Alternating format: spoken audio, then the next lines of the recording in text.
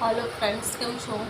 आशा राखું છું કે તમે સ્વસ્થ હશો, મસ્ત હશો અને રૂટીન લાઈફમાં વ્યસ્ત હશો. આજે હું ઘણી ખુશ છું અને ઘણી વસ્તુ શેર કરવા પણ હું આવી છું. આજથી 10 વર્ષ પહેલાં જિંદગી અને મોતના વચ્ચે જે થોડો સમય મારો આવ્યો હતો અને મારામાં ડર બેસી ગયેલું કે હું બચીશ કે નહીં. પણ મારા ફેસબુક ફ્રેન્ડ્સ, ઇન્સ્ટાગ્રામ ફ્રેન્ડ્સ,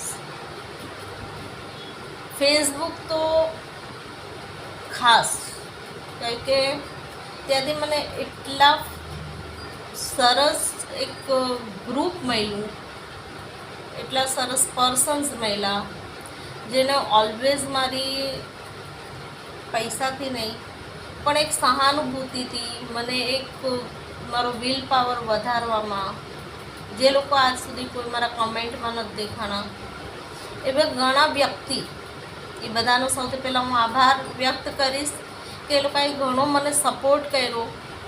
ઘણી રીતે એ લોકોએ મને મારામાંથી ડર ભગાવવા માટેની કોશિશ કરી. એ સમય નીકળ્યા પછી હવે તો હું યુટ્યુબ પર પણ છું. યુટ્યુબ્સ મેં 2020માં સ્ટાર્ટ કર્યું હતું આઈ થિંક, પણ મેં એનામાં ઇન્ટરેસ્ટ નહોતો લીધો અને અમુક સમય દરમિયાન મેં ફેસબુક પરથી પણ થોડી દૂર થઈ ગઈ, રોજિંદા જીવનને કારણે. જે થોડું રૂટિન હતો મારો એ મેં ચેન્જ કર્યું. ઘણાને મેં ગુડ મોર્નિંગના આન્સર્સ પણ નથી કર્યા અને જે લોકો મને સમજતા હતા એ લોકો ખુદ બખુદ મારાથી દૂર થતા ગયા. દૂર એટલે એમ દૂર નથી થયા, કારણ કે જે અમુક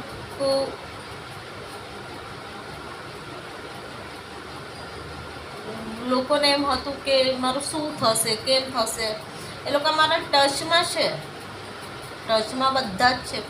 કોઈએ પણ મારાથી એમ દૂરી નથી બનાવી, પણ મારા લાઈફ પાર્ટનર એનો ખાસ સપોર્ટ છે મને. એને સૌથી પહેલાં ફેસબુકથી જ મને મળ્યા. અમે દોસ્ત હતા, 5 વર્ષ સુધી દોસ્ત રહ્યા અને મારી લાઈફ પછી એમના સાથે મેરેજ પછી થોડી ચેન્જ થઈ. એટલે મારા ફ્રેન્ડ્સ એટલા ક્લેવર અને એટલા ફાઇન પર્સન્સ કે એ લોકો મારી ફિલિંગ્સને સમજીને કોઈ દિવસ મારાથી દૂર નથી થયા.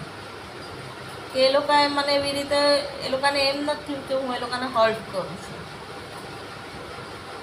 અને ઓલવેઝ એ લોકો મારા હાલચાલ પણ પૂછે છે. ઘણી વખત હું આન્સર્સ પણ કરું છું. તો કહેવાનું તાત્પર્ય એમ છે કે યુટ્યુબ હોય, ફેસબુક હોય કે ઇન્સ્ટાગ્રામ હોય, આ એક એવું પ્લેટફોર્મ્સ છે જેના દ્વારા આપણે આપણું વ્યક્તિત્વ, આપણા દુઃખ, આપણું સુખ કોઈ સાથે પણ, કોઈને મા બનાવીને, કોઈને ભાઈ બનાવીને, કોઈને દોસ્ત બનાવીને આપણે શેર કરી શકીએ.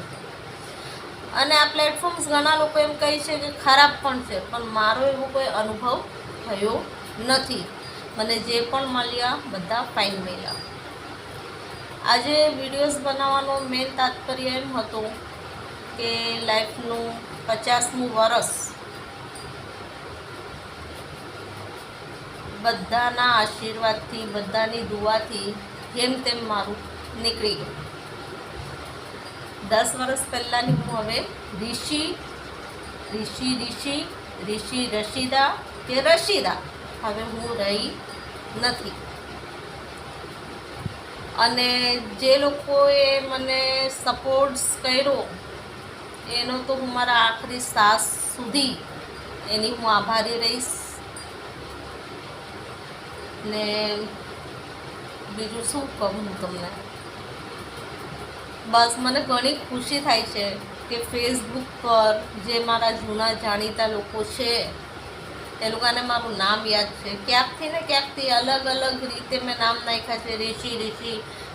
રશીદા, રિષિ એ સમયે જે જોબ કરતી હતી એના પરથી મારું નામ સજેસ્ટ થયું છે ઋષિ. મારા ફ્રેન્ડ્સ લોકોનું આપેલું નામ. પછી તો પણ મને એમ થયું મારું રિયલ નેમ તો મને નાખવું જોઈએ ને, તો મેં કોક આઈડી મને આપ્યું ઋષિ રશીદા મારું નામ છે.